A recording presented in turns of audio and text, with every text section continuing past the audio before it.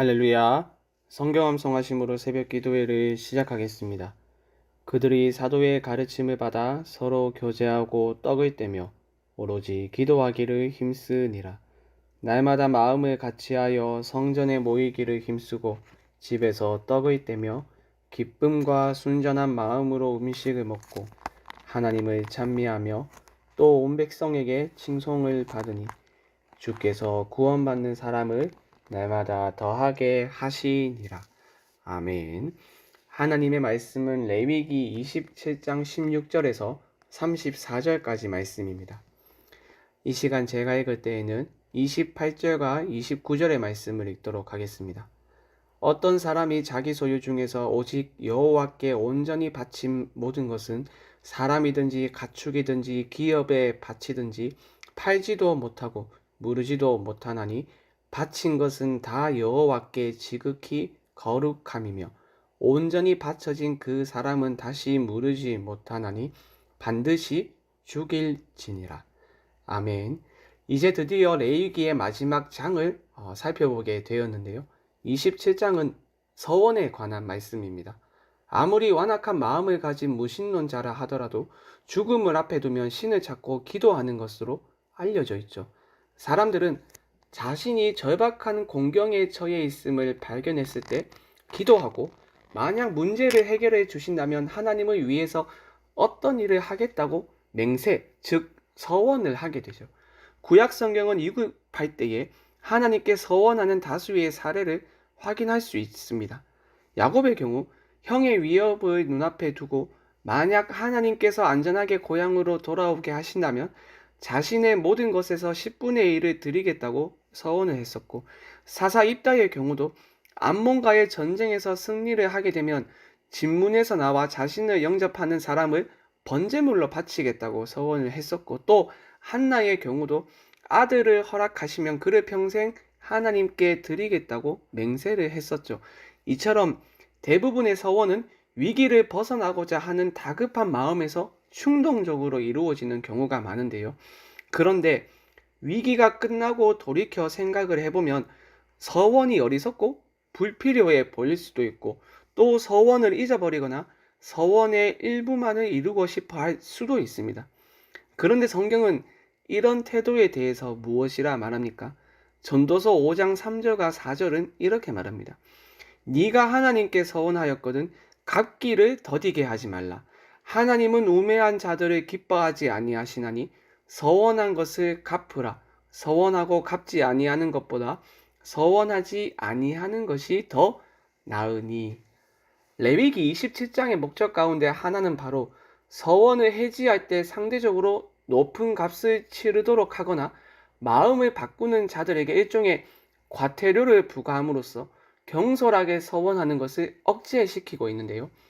만일 어떤 사람이 자신이 약속한 가축 대신에 다른 가축으로 바꾸려고 한다면 둘 다 바쳐야 하고, 자신이 바치겠다고 서원한 재산을 무르기를 원한다면 추가로 20%를 더 내야만 합니다. 오늘 본문 31절로 33절의 말씀을 보시죠.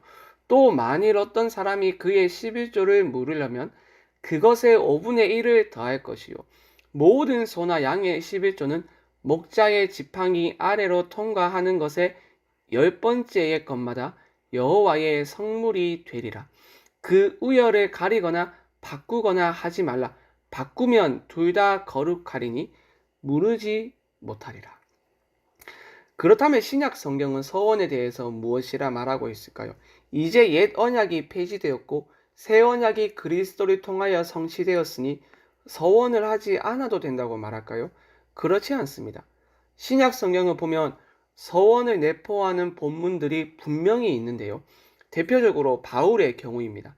사도행전 18장 18절 하반절을 보면 이렇게 말합니다. 바울이 일찍이 서원이 있었으므로 갱그레아에서 머리를 깎았더라. 단 우리 주님이 산상수훈 말씀에서 가르치신 것처럼 거짓으로 맹세를 해서는 안 되겠죠. 여러분, 서원에 대해서 신약과 구약 전체에서 일관되게 강조하는 것이 있다면 바로 서원은 강제가 아니라 억지로 하는 것이 아니라 자발적으로 기쁨으로 하나님께 서원을 하되 신중하게 하는 것입니다. 솔직히 하나님에게 서원을 통한 우리의 헌신이 필요하지 않죠. 하나님께서 무엇이 부족해서 우리에게 물질을 바치라고, 시간을 바치라고, 노동력을 바치라고 요구하시겠습니까? 만약 너희의 수입 중 일부를 바치지 않고 나를 위하여 시간과 물질을 바치지 않는다면 너희에게 큰 화가 있을 것이라 협박하셨습니까? 강제하셨습니까? 그렇지 않죠. 하나님은 우리의 서원을 강제하지 않으십니다. 자발적으로 기쁨으로 서원을 통한 헌신을 요청하십니다. 그러나 단 한순간의 감정이나 어떤 공간의 분위기에 따라서 하는 것이 아니라 신중하게 결정하고 서원했으면 반드시 그것을 지켜라 라고 말씀합니다. 왜 그런 경우 많이 있지 않습니까? 새로운 한 해를 준비하는 연말이 되면 내년에는 어떤 곳을 섬기겠다는 사역 지원서와 작정 헌금을 우리가 작성하지 않습니까? 그때 우리는 어떤 마음을 가집니까?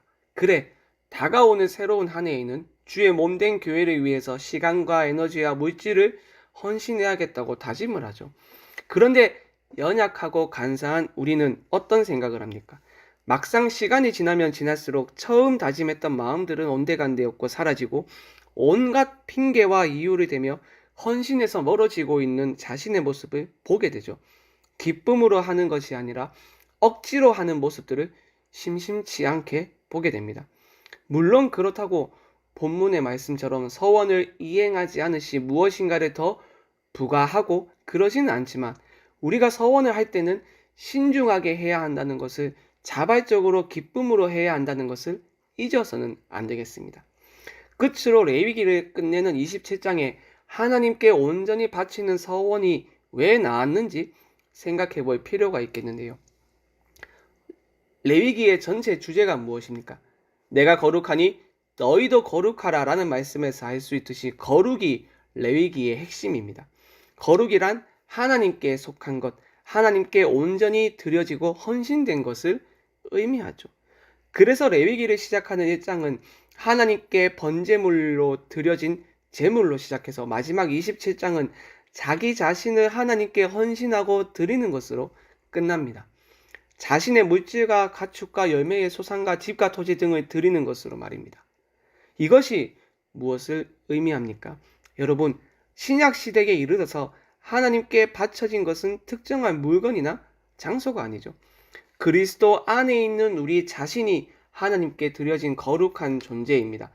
우리의 전 인격이 바로 하나님께 드려졌습니다. 이제 우리의 모든 것이 하나님께 드려진 것이 되었으니 억지로 하는 것이 아니라 감사와 기쁨으로 우리의 모든 삶의 영역에서 하나님께 헌신된 삶을 살아야 합니다. 왜냐? 우리는 그리스도 안에서 하나님께 드려진 존재이고 하나님께 드려진 것은 지극히 거룩한 것이기 때문입니다. 바울이 그렇게 문제가 많았던 고린도 교회를 향하여 이렇게 말했죠. 그리스도 예수 안에서 거룩하여지고 성도라 부르심을 받은 자들이라고 말합니다.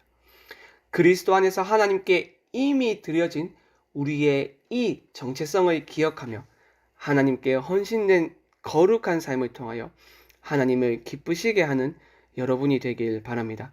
우리 함께 말씀 생각하며 합심으로 기도하겠습니다.